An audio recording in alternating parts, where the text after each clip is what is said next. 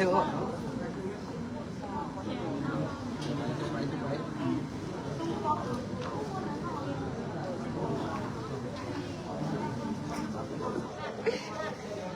คนสูตรคน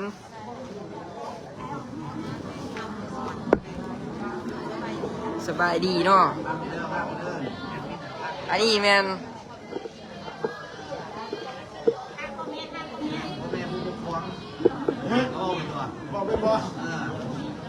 อันนี้ก็คนจีนเนาะเขาเจ้ามาต้อนรับนำอันนี้ก็พ่อแม่ผู้ปกครองเนาะอันนี้เนาะมีพอแบ่งนำเนาะนี่เราใส่เป็นตาคนละโลนี่มันปล่อยแม่คนละโลดิ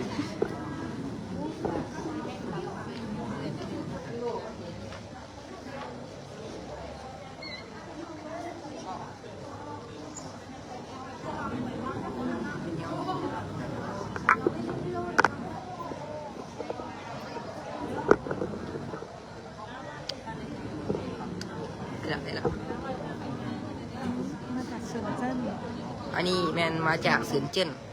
มาต้อนรับจะมาพระเจ้ามาต้อนรับที่มาฝึกซ้อมน้ำเขาจะเดินลานสร้างเนาะ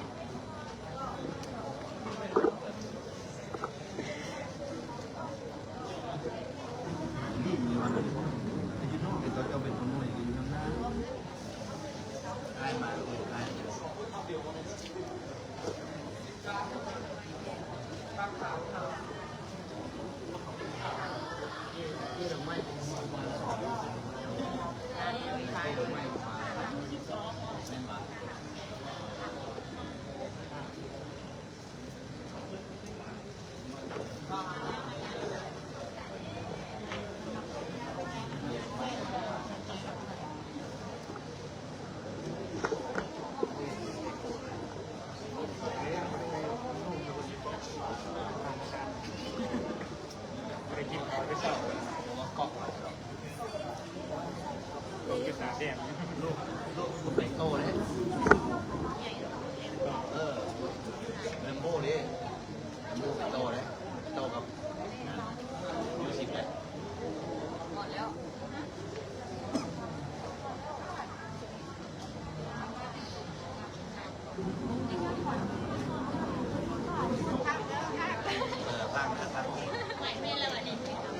เฮ้ยเขาจะสีออกมาเนี่ยเขาจะสีออกมากระซีออกค่ะออกมาพร้อมกันเอากระเป๋าเอาอย่างกันใช้เวลาอยู่ไปหาภาพซีนยังไปถ่ายเดี๋ยวก็มึงเลยเช็คคุณได้ไหมคะถามมาได้ยินเสียงบ่นี่ละฮัลโหล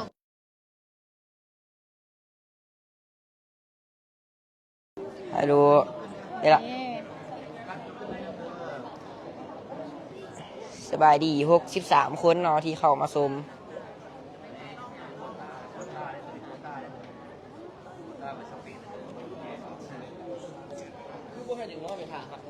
ตั้งแถวถ่ายอันนี้เป็นป้ายต้อนรับเนาะ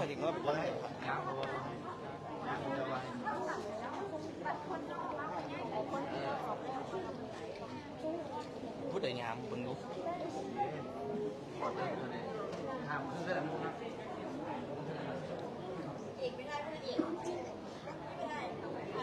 เขายังโบมาถือ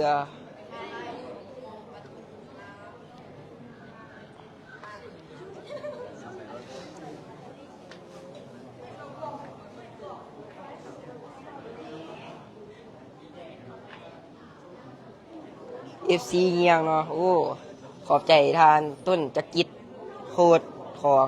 WG นะคะอยู่สิ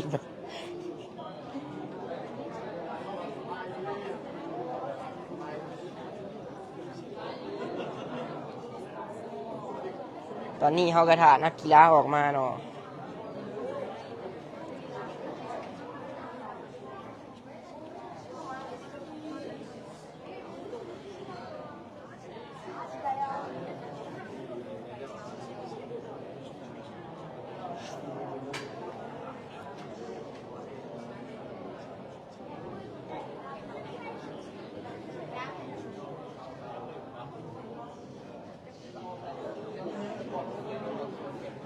อ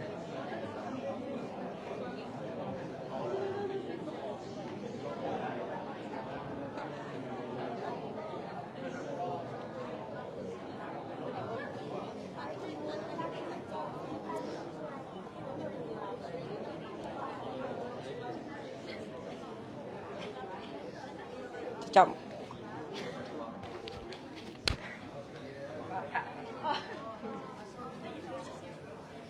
ให้เด็กคนก็ให้ซักซ้ากับเจ้าออกมา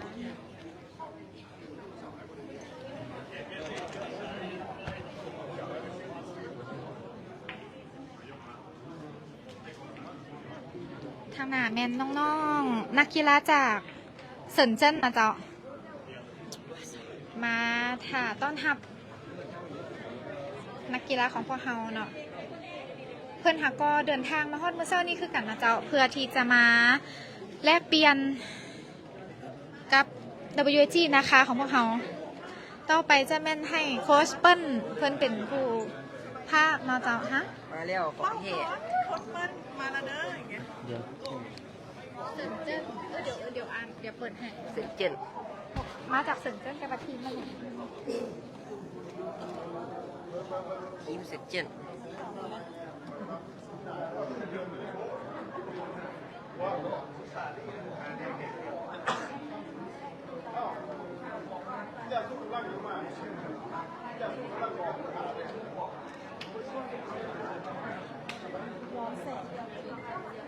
กล้องระวังเซินเจิ้นเรนเจอร์ FC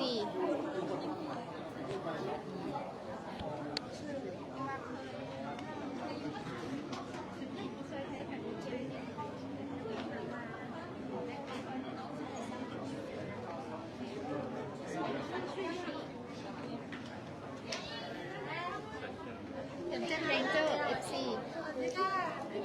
เรนเจอร์ FC เจ้าสบายดีสบายดีท่านผู้ชมอีกท่านหนึ่งเนาะสบายดีตอนบ่ายเวลา3 โมงเนาะ12 นาทีนั่นเองซึ่งตอนนี้แม่นทีมเซนเจิ้นเนาะที่มาจากซอปจีนเพิ่นได้มาอยู่ที่ประเทศลาวเนาะเพื่อที่จะมาต้อนรับน้องๆยู10ที่ไปคว้าแชมป์อยู่ที่ซอปจีนนั่นเองเนาะ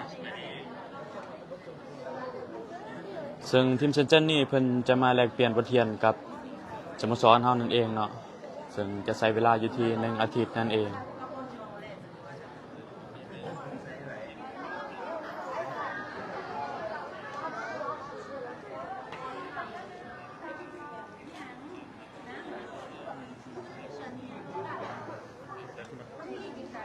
ไปแล้ว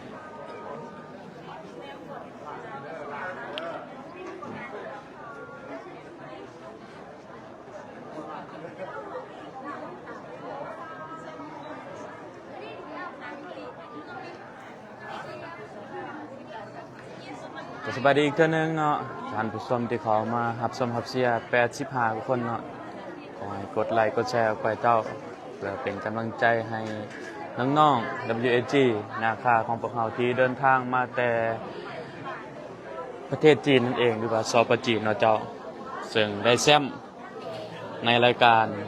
แชมป์ชนแชมป์นั่นเองเนาะแล้วก็ได้รุ่น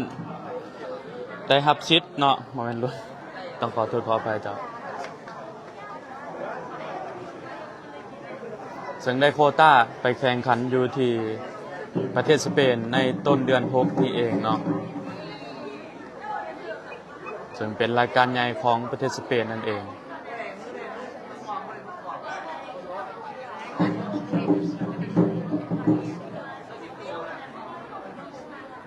ขอบใจน้อยสำหรับคอมเมนต์ทุกท่านที่ให้กำลังใจน้อง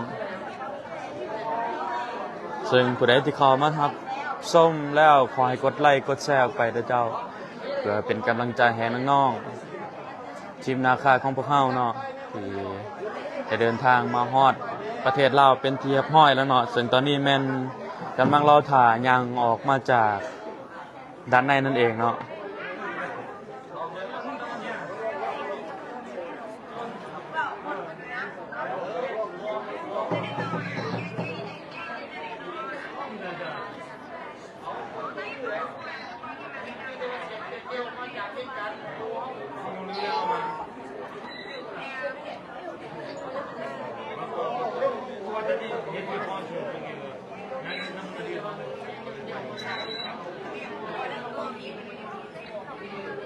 ส่วนบรรยากาศตอนนี้มันคือคืนเนาะหรือว่า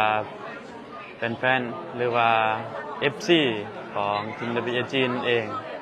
ถึงมาถ่ายต้อนรับน้องๆ WAG เนาะ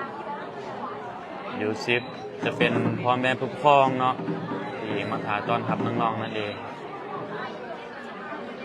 และทีมงานโค้ชเนาะพร้อมด้วยนักกีฬาเนาะ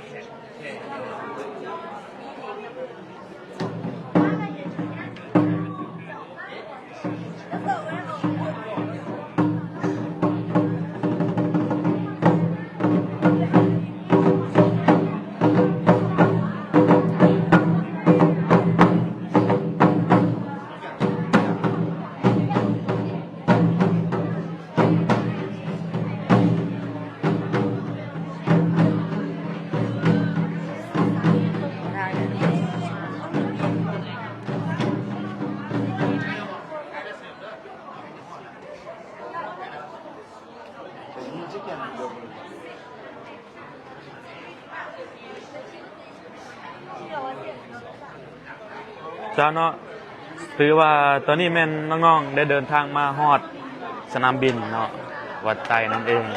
เป็นที่เรียบร้อยแล้วเนาะซึ่งตอนนี้แม่นแฟนๆหรือว่าแฟนคลับหรือว่าพ่อแม่ผู้ปกครองนั่นเองเนาะซึ่งมาถ่ายต้อนรับน้องๆ WAG อยู่ที่สนามบินนี่เอง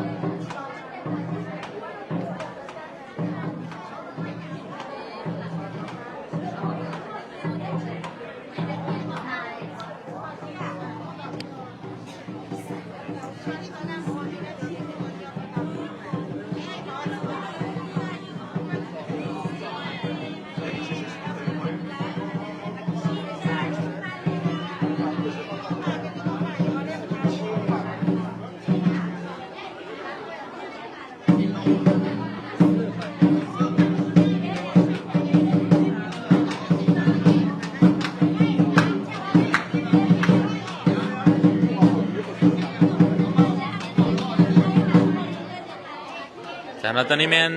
สภาพบรรยากาศที่ว่าคึกคืนเนาะอันนี้แม่นพ่อแม่ผู้ปกครองเนาะที่มาถ่ายต้อนรับลูกๆนั่นเองเนาะพร้อมด้วยทีมเซนเจิ้นนั่นเองเนาะที่เดินทางมาจากสปป.จีนซึ่งเป็นพันธมิตรกับทีมเฮานั่นเองเนาะ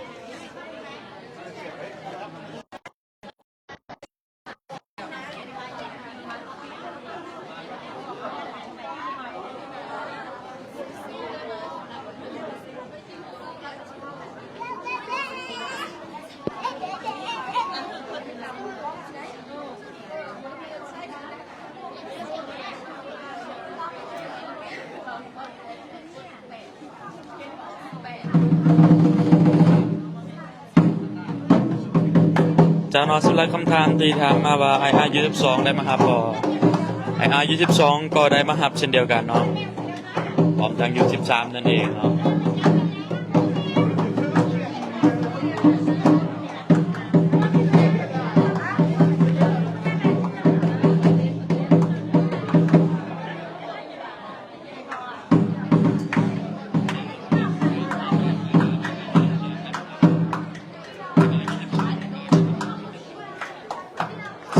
ทีมเซนเจิ้นแมนเขาเจ้าเป็นพันธมิตรกับทีมเฮาเนาะซึ่งเขาเจ้าจะมาแลกเปลี่ยนบทเรียนนั่นเองภายใน1 อาทิตย์เนาะเจ้า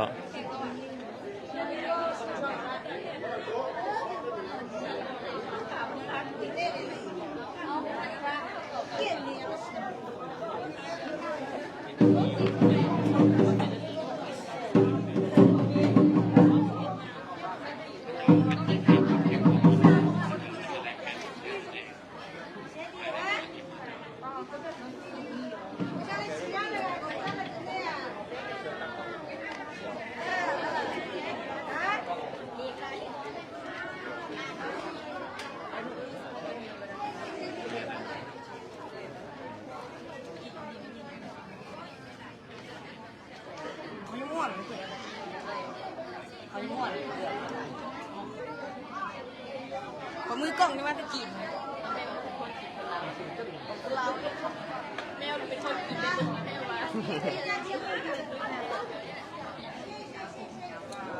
ว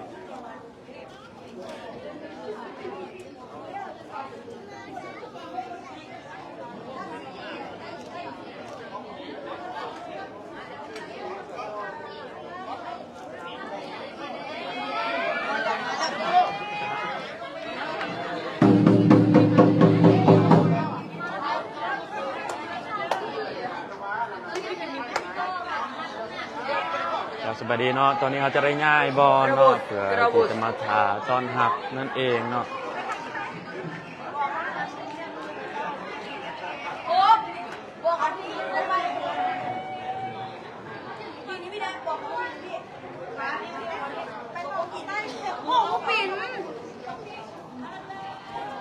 สวัสดีท่านผู้ชมอีกทีหนึ่งตอนนี้แมนน้องๆทีมงาน WG เนาะกำลังจะเดินทางกำลังจะย่างออกมาเนาะจากประตูนั่นเอง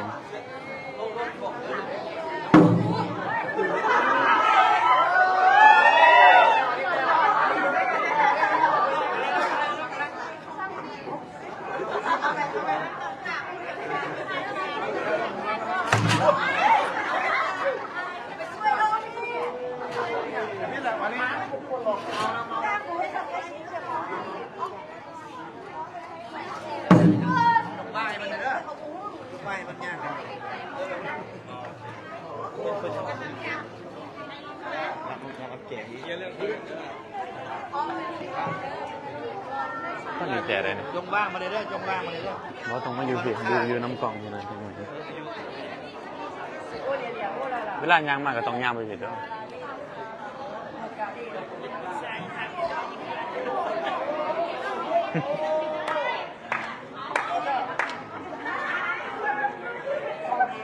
หมดน้อยไงไม่เป็นสวัสดีเพื่อนนึงเนาะทานผู้ชมลอยไปคนเนาะตอนนี้แมนที่ว่าคือเนาะ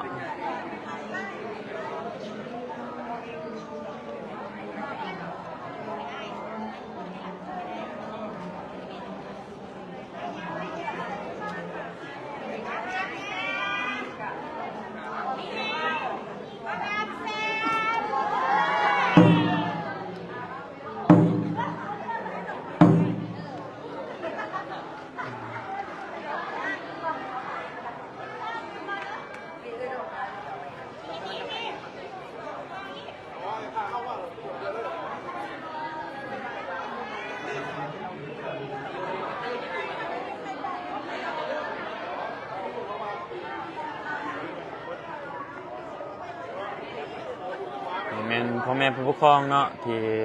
มาถ่าตอนรับลูกกันหลานนั่นเองเนาะซึ่งจะเดินทางมาฮอดเป็นที่เรียบห้อยตอนนี้เป็นรอถ่าเนาะรอถ่าให้น้องๆย่างออกมานั่นเอง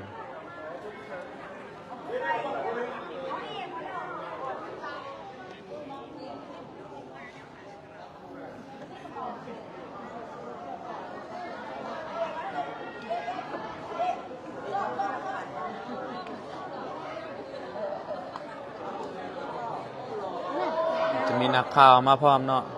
นักข่าวจะเป็นมาเก็บภาพนั่นเอง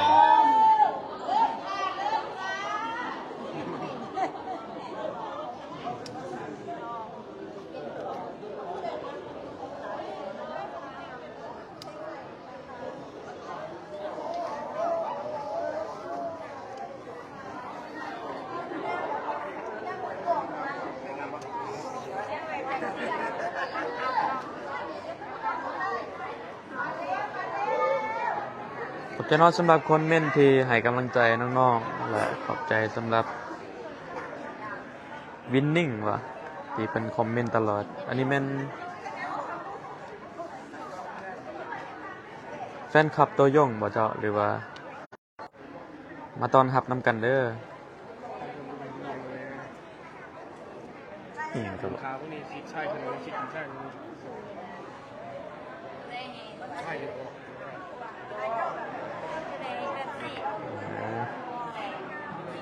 เสือไว้ FC ยังมีตลอดเสือ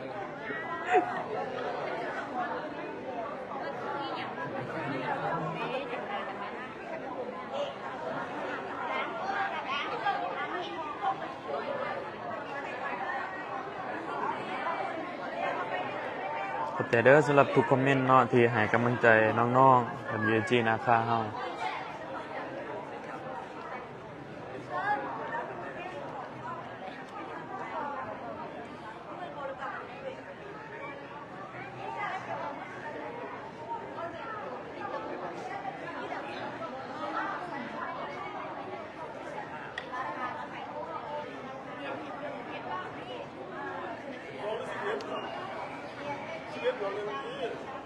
โดยเนาะสำหรับน้องลักกี้นั่นแม่นเห็นคลิปอยู่เนาะเจ้าเพิ่นว่าอยากตำบักหุ่งนั่นเอง ตอนนี้แม่นฮอดประเทศลาวแล้วหวังว่าน้องลักกี้จะได้กินตำบักหุ่งแซ่บๆเนาะ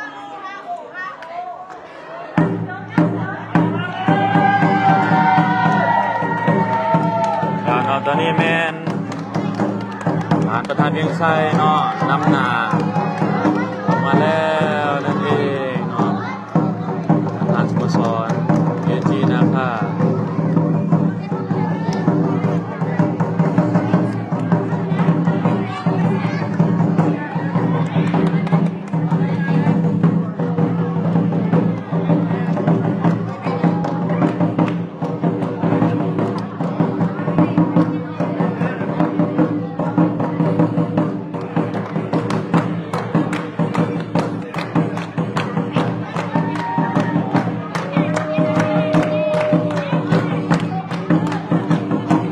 เป็นน้องลักกี้นั่นเองเนาะและน้องๆมันก่อนน้องยูซิฟนั่นเองเนาะถือว่าตอนนี้แมนฮอตลาวเป็นที่เรียบร้อยที่ว่าเอาแซมมาฝากพ่อแม่พี่น้องชาวลาวทุกๆคนเนาะถือว่าขอบใจพ่อแม่พี่น้องชาวลาวเนาะที่สปอร์ตและสนับสนุนเป็นกำลังใจให้น้องๆที่จีมาโดยตลอดเนาะ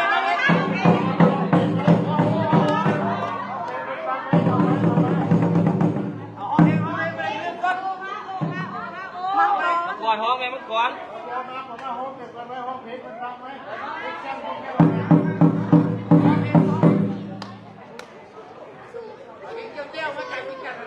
มังกร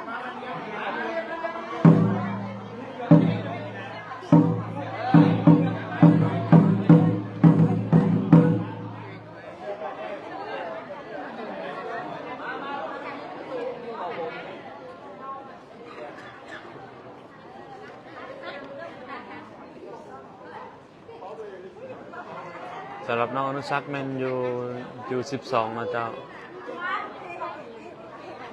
ส่วนมีแมนยู10นั่นเอง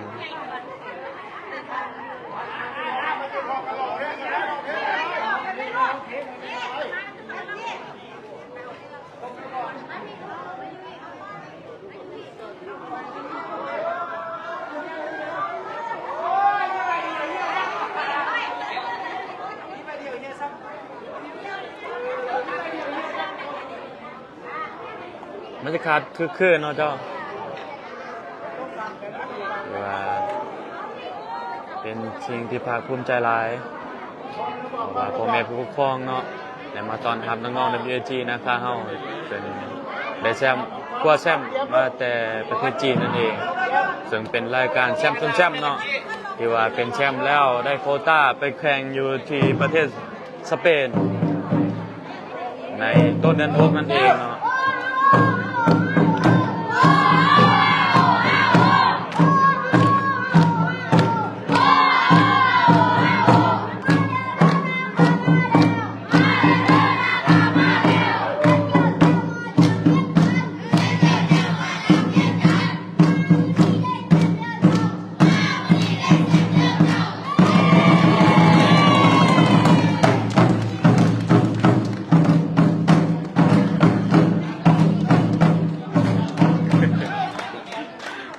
ที่ว่าได้ห้องเพลงจบเป็นที่เรียบร้อยเนาะที่ว่าน่าฮักหลายเนาะเจ้า สำหรับน้องๆยูซิปนั่นเอง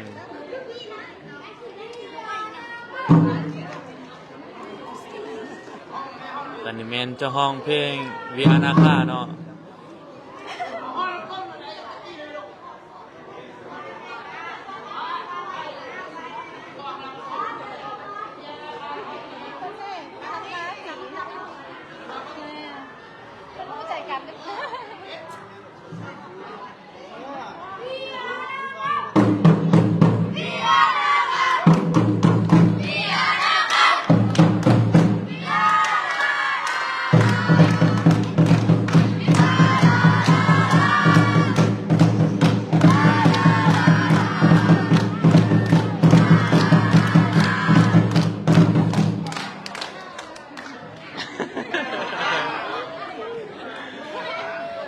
ที่ว่าเบิร์ดเนาะเจ้าเ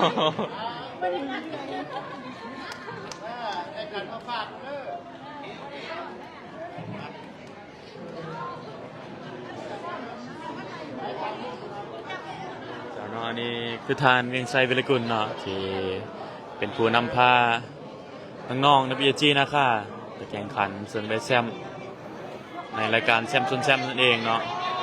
ซึ่งตอนนี้ได้เดินทางมาฮอดประเทศลาวเป็นที่เรียบร้อยแล้วพร้อมด้วยน้องๆยูซิปที่นาฮักเนาะ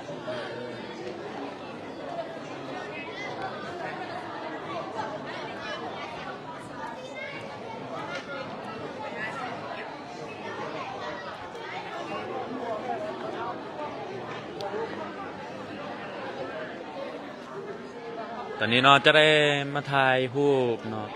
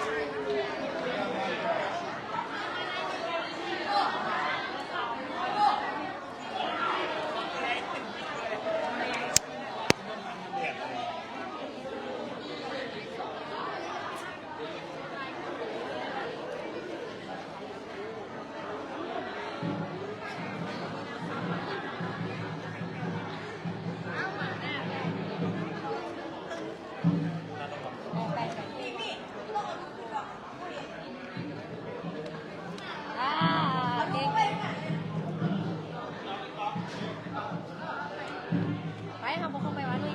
ให้น้องให้ไปเข้ามา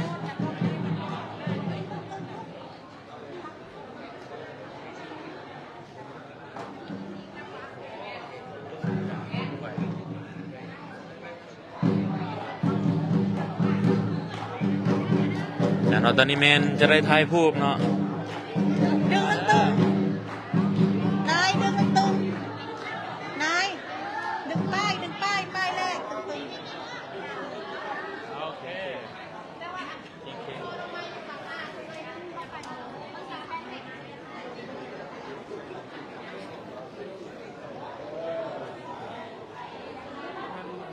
แต่ตอนนี้แมนจะอยู่ในช่วง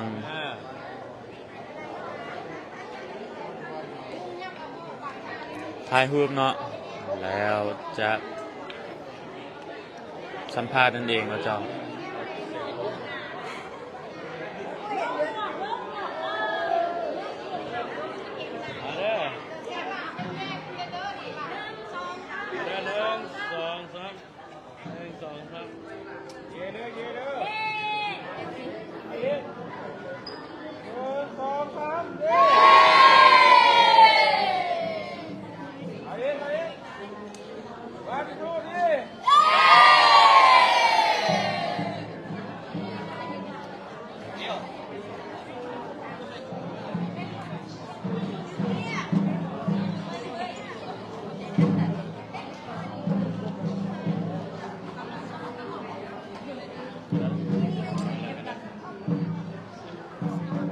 จะนักกีฬา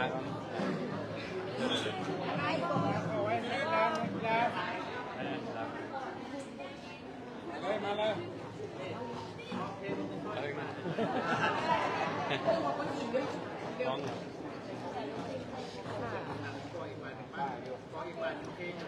เส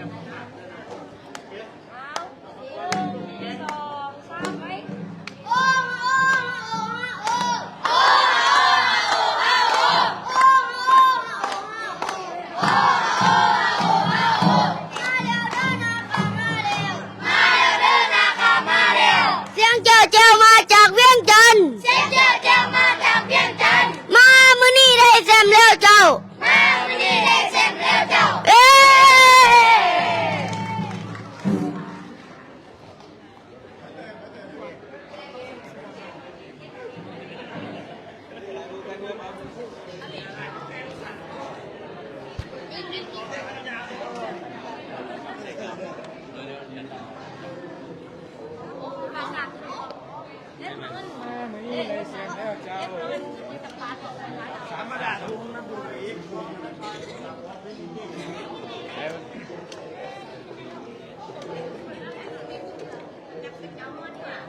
จากน้องเมื่อกี้นี่เป็นน้องมังกรเนาะและน้องๆได้ห้องเพลงนั่นเองนะเจ้า น้ำกระท่อมมีน้ำมันแบบลมยาหัวฟ้าไม้มันมีด้วย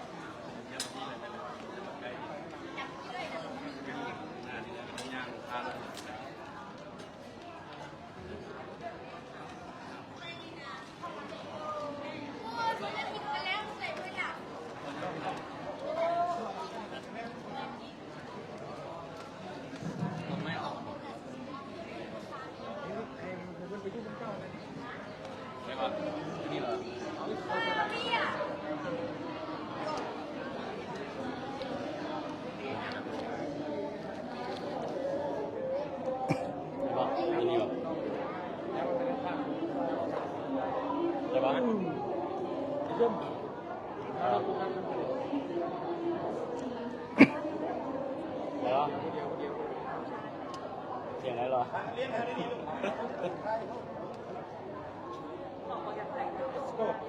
บอกกับไปหรือเปล่าเดี๋ยวเดี๋ยวแค่เพราะว่าถึงผลงานของนี่เลยครับเจ้าสบายดีข้าพเจ้าซื้อเวียงไซวิไลกุลประธานสโมสรวิไลกุลนาคา WIG นาคาเมื่อนี้ก็ได้เดินทางกลับมาจากประเทศจีนเป็นที่เรียบร้อยโดยนำไซสนะมาฝากได้ขั้นแซมมาฝากพ่อแม่พี่น้องชาวลาวอยู่ภายในและต่างประเทศหมดทุกคนเป็นขั้นที่ว่าภาคภูมิใจที่สุดเพราะว่าขั้นนี้รางวัลจากขั้นนี้เนี่ยมันเฮาสิได้เดินทางไปแข่งต่ออยู่ประเทศสเปนเป็นขั้นแซมส่วนแซมมีแต่แซม8ทีมมาแข่งกันเฮาได้แซมเท่านี้แล้วได้โควต้าไปแข่งอยู่ประเทศสเปนโดยเป็นการใช้จ่ายของทางorganizer ผู้จัดงานเขาเจ้าดูแลเรื่องค่าอยู่ค่ากินโรงแรมและก็ให้ได้เข้าไปแข่งในงานนี้เขาเจ้าเอิ้น MIC Mix Cup อยู่ประเทศสเปนนี่เป็นงานใหญ่ที่สุดของเยาวชนของสเปนมันงานใหญ่อันดับหนึ่ง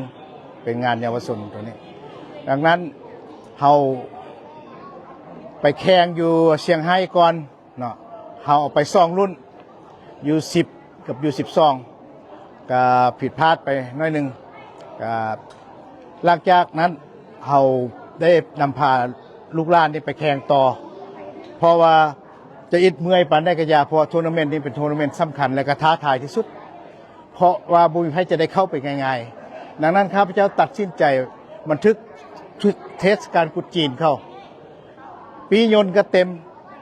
รถไฟก็เต็มรถบัสก็เต็มเสียอะไรแล้วมืออื่นจะแข่งแล้วมีทางเลือกจำเป็นได้เมารถพาพวกลูกนี่ไปแข่งเมารถจากเซี่ยงไฮ้ไปลูกพาสุดเมารถเราได้ไปครับเราได้แซมตัวนี้มันแซมสำคัญ แล้วก็สร้างของรุ่นนี้เลยหมด ประวัติศาสตร์รุ่นนี้ได้แซมมาถ้วยพระราชทานได้ไทยมาก่อนครั้งหนึ่งนะครับปีกายนี่มันเดือน10เขาก็ไปได้แซมลบคือกันทีนี้ด้วยประวัติศาสตร์จริงๆชอบเพื่ออะไรพวกนี้เชื่อนี่มันประวัติศาสตร์ก็คือได้แซมได้โคต้าเป็นเรื่องจริงแล้วก็เป็นแบบนี้สเปนพอเขาไปญาติประเทศเจ้ามาเจ้าคิดว่าเจ้าสิได้รายประเทศเขาว่าหมูแซมตัวนี้ควรจะได้โควต้าไปงานนี้ถ้ามีเงินซื้อที่ลงที่ไปเขาก็ให้มันต้องได้แซมไปอย่างเดียวแต่เฮานี่เวลาได้โควต้าแล้วจะมีแต่เตรียมซื้อแต่ที่ยนต์ไปตัวแซมนี่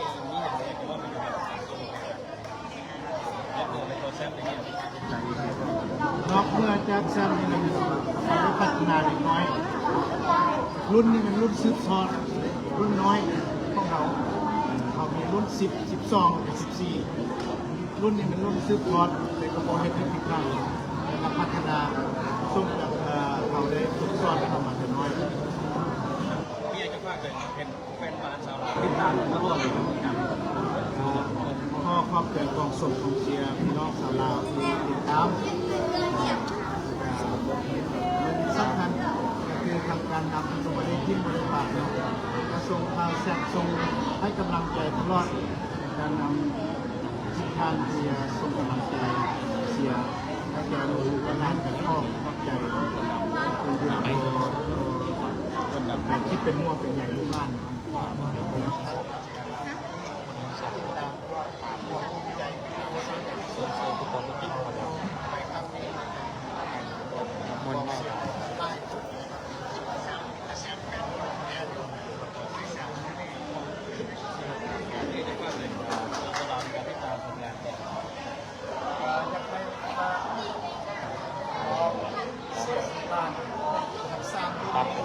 เพราะว่ามันแค่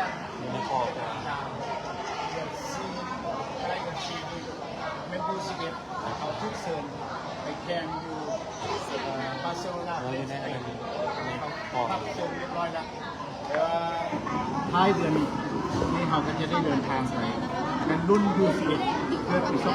2015แล้วเขาก็เตรียมตัวใส่งานนี้ดึงเลยแล้วก็ป้าก็นี่ถ้าลูกหลานผู้ใดมีพรสวรรค์กันนั่นแหละต้องดึงออกและออกทดสอบเพื่อจะไปสเปนบาร์เซโลนารุ่น2015เซิร์นมาไฟเอาเก็บมาให้ที่สมบูรณ์หลังจากนั้นเราจะมีตัวอีกงานหนึ่งก็คือยูบาซิยูบาดริดประเทศสเปนเขาเป็นแม็กครับอันนี้จะเป็น U14 รุ่นอาร์ต่ออีกทำทับเซิร์นทำทับแล้วก็สุดท้ายคือป้องกันการก็ต้องไปป้องกันแซมยูซูซ่าอยู่อันนี้เป็นอันสำคัญสุดที่เดียวต้องไปแซมตัวอย่างแล้วก็ก็ทำห้ามให้น้องสาวหนาวที่น้ำแข่งขันให้ได้รางวัลบ่ได้เงินบ่จะให้ตัวนี้เป็นข้าวบ่ในประเทศเราได้เราได้เชิญบ่เชิญนี่ก็ข้อย้ำเป็นการที่เราได้ที่เราเงินยูส่วนใหญ่มาส่วนเป็นกฎระเบียบของฟีฟ่าจะมีการรางวัลที่มีที่ให้ต่อรางวัลเราได้มาก็คือถ้วยท่านจะเรียนเงินมันก็มีนะแล้วเขาไปได้สาวซ้ำ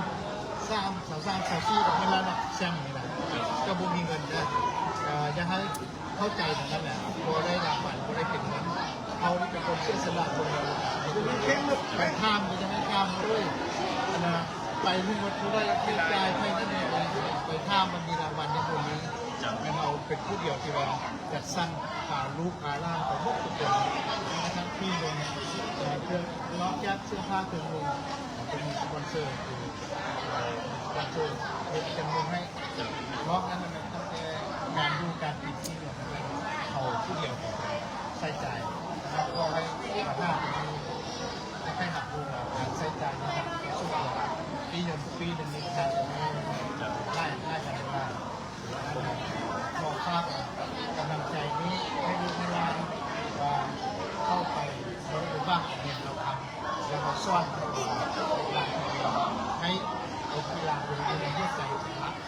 พื่อจะมาสืบทอดต่อไปว่าจะได้สร้างนักกีฬารุ่นใหญ่นี้ให้แก่ชนชาติเราให้แก่ประเทศเราเราเฮ็ดเพื่อชาติเฮ็ดเพื่อประเทศชาติอันนั้นได้ขอขอบใจของสมเชียร์ทุกคน ลงแรงเหรอ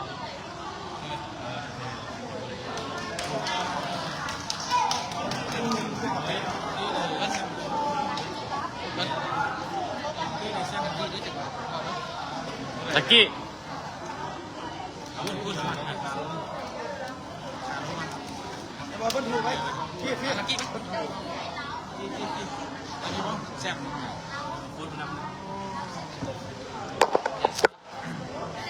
ฮัลโหลสบายดีสบายดี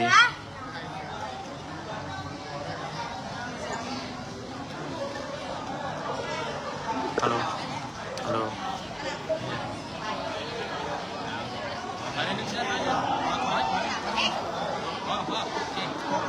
เฮ้ยบอ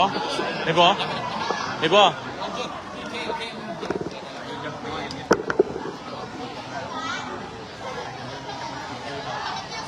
ลองไม้ใหม่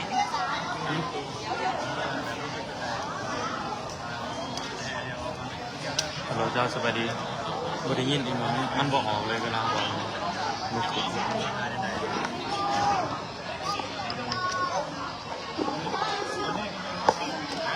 ฮัลโหลฮัลโหล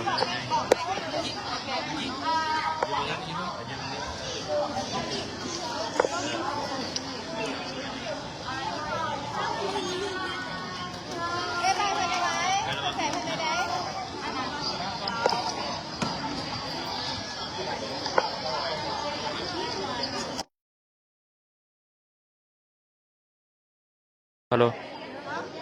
ฮัลโหลฮัลโหลเจ้าสบายดีฮัลโหล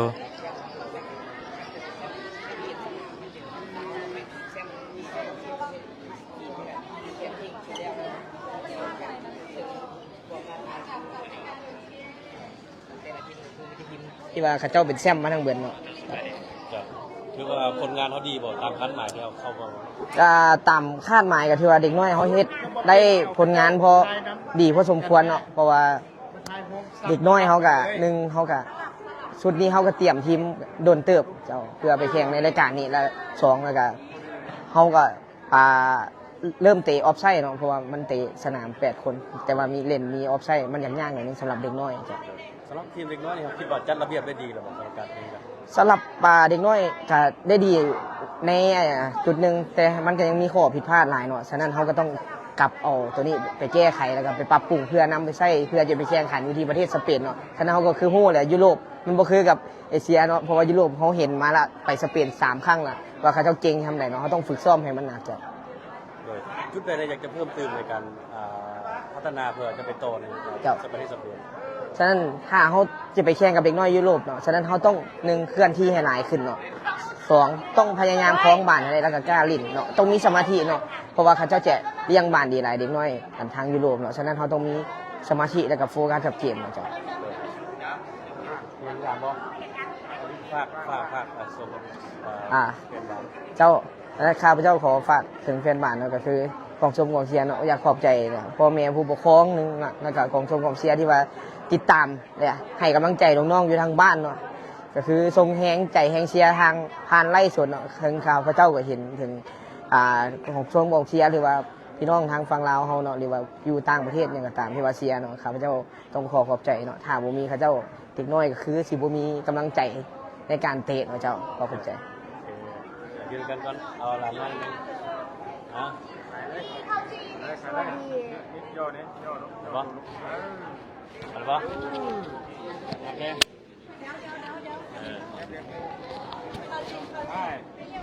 เอาเลย1 2 3 สวัสดีหลานซื้อท่าอนุรักษ์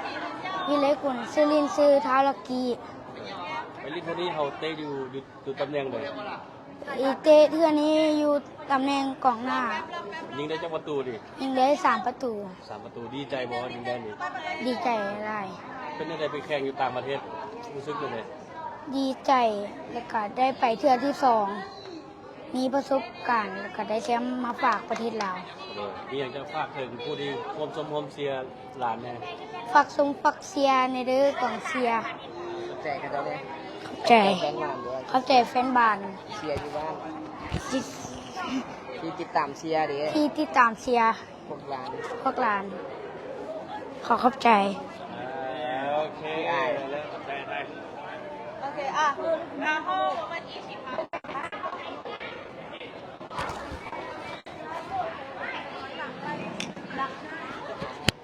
ตามค่อยเสร็จ หวังพุ่งถอยไปหวังพุ่ง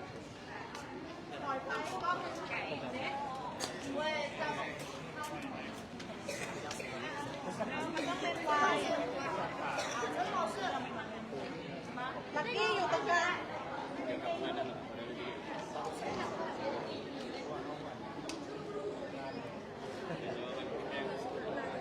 จะสบายดีเนาะตอนนี้แม่นน้องๆทีมจากสปจีนเนาะก็คือทีมเซนเจิ้นนั่นเองเนาะที่มาถ่ายรูปกับน้องๆ WG เนาะที่ได้แชมป์มาจากสปจีนนั่นเองเนาะเจ้า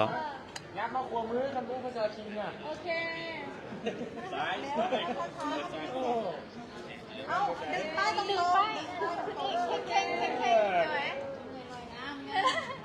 เอา3-4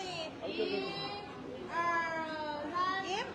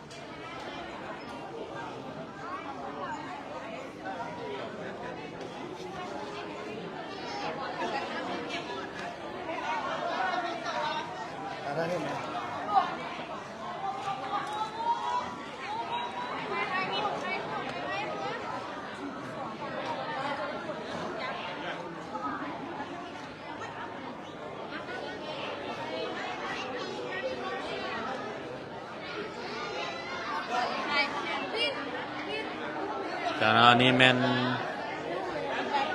พ่อแม่ผู้ปกครองเนาะที่มาถ่ายรูปกับลูกๆหลานๆที่เดินทางมาแต่สปจีนนั่นเองเนาะซึ่งได้แชมป์นั่นเองอันนี้แม่นนักฮับเนาะก็คือน้องเป๊ปซี่นั่นเองซึ่งได้รางวัลประตูดีเด่นเนาะ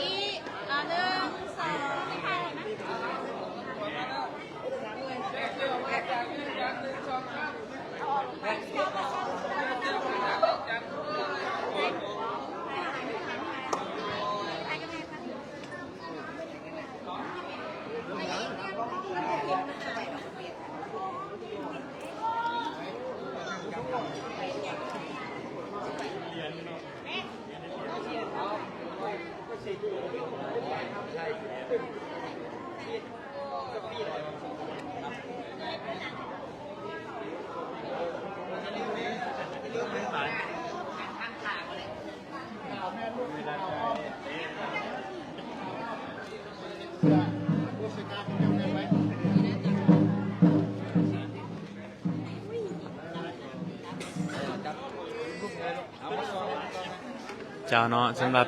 การสัมภาษณ์เดียวแอดจะเลาะสัมภาษณ์แต่ละคนให้ทุกท่านได้รับชมรับฟังนำกันเด้อเจ้าตอนนี้แม่นน้องๆยังถ่ายรูปอยู่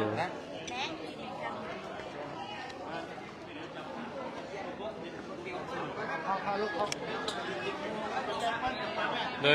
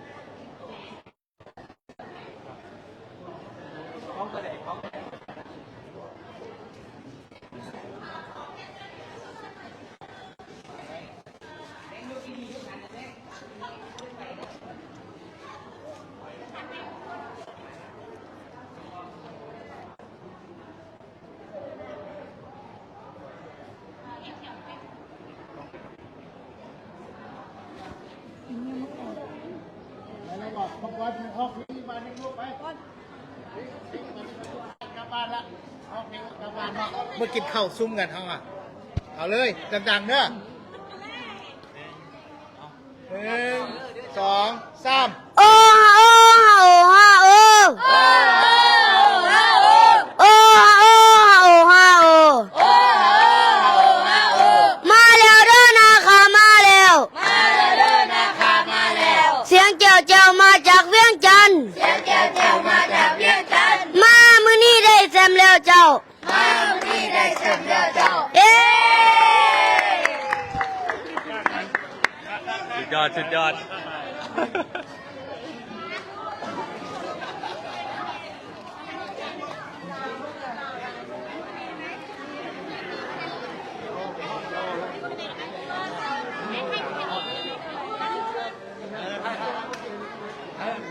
แต่เนาะถือว่าตอนนี้มัน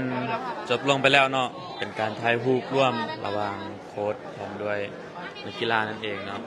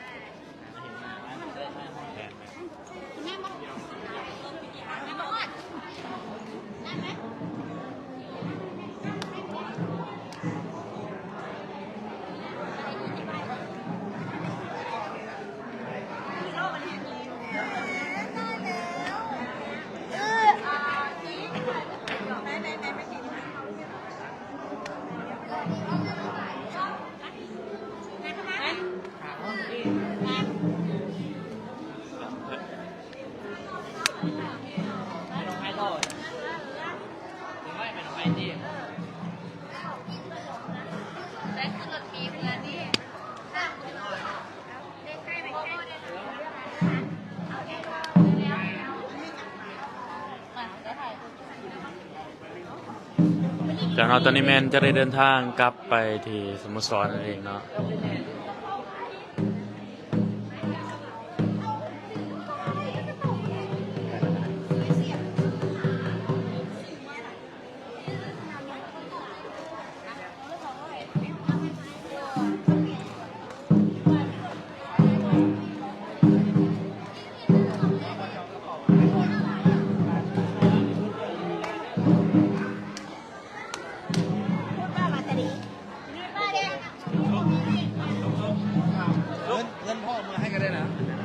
อาจจะมาเบิ่งคนที่ว่าไปสัมภาษณ์เนาะนักพากย์นั่นเองอยู่ที่สปจีนเนาะความรู้สึกจังไดเนาะก็รู้สึกดีใจเนาะเป็นรายการแรกที่ได้ไปนำน้องๆ WG นะคะก็มีความตื่นเต้นหลายแล้วก็เห็นการพัฒนาของน้องๆหลายเติบเนาะก็ได้ครับ2 นาทีทั้งได้เฮ็ดครับนาทีไลฟ์สดไปพร้อมแต่บางครั้งก็อาจจะเว้าผิดประการใดก็ขอโทษขออภัยอีกครั้งหนึงเนาะตอนนี้ก็รู้สึกดีใจหลายตอนนี้ก็จะกลับน้องๆไปพัฒนาอีกครั้งหนึงขอบใจนะขอบใจเนาะสำหรับโค้ชซุกนั่นเองเนาะค่อยไปละ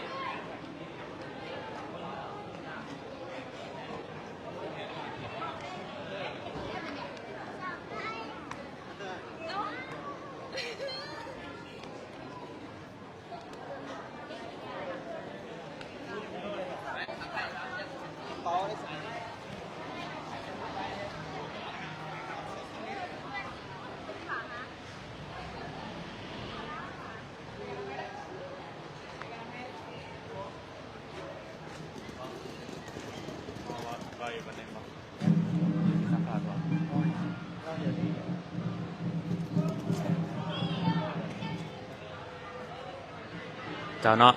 เราจะมาสัมภาษณ์ประธานเวียงไส้วิริกุลอีกเทื่อหนึงเนาะเมื่อกี้ตอนพ่อบอก ฮะ ตอนพ่อบอกอยู่หันซ้ายเสียงมันตัดไป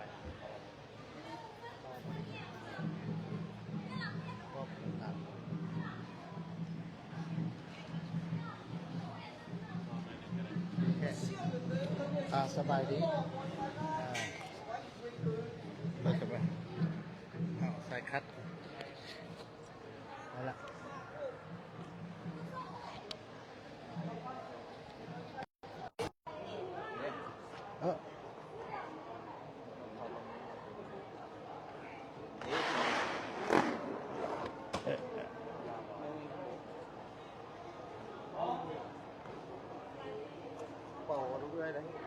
เออเอาไปพุ่มมัน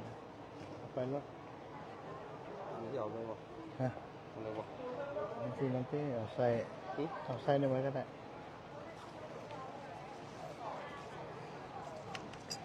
ยาจักบาท10 ปลายวะ 30 บาท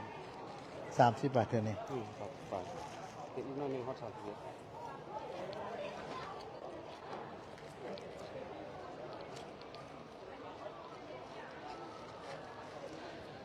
มันคนละเกตเลยตัวใหญ่หันแม่นเกตจะสูงประมาณ70-80ประมาณ90 บาทก็ แล้วอันน่ะอันตัวอันนั้นมันเป็นอย่างคือว่าอันได้หน่อยแต่ มันบ่มีแล้วจุกสอนเขาง่ายเข้าไปในตัวเขาอยู่นอกเนาะ ไล่เนาะ มันบ่มีแล้วเขาง่ายเข้าไปแต่อีกนี่ก็เป็นมือเลย ผมแดง ขอฟองค่ะไม่ได้ สบายดีเจ้า